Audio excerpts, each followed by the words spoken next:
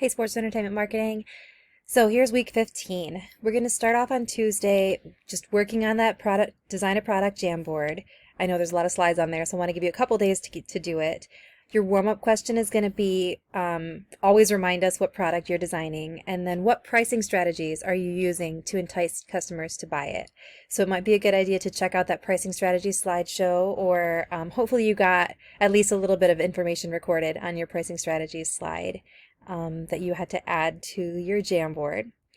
And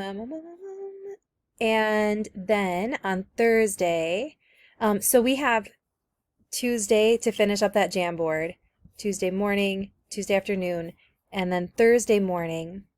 And then we're going to start doing some focus groups about it. So focus group is a way to get some public opinion about your product and what people like about it, what they're not crazy about it.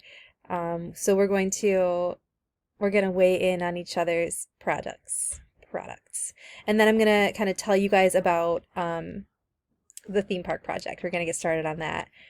And then the next Monday is going to be some big brainstorming about your theme park project, and you're going to start working on your roller coaster slides that week. So that's the plan, and I'll see you guys tomorrow or Tuesday. Okay, bye.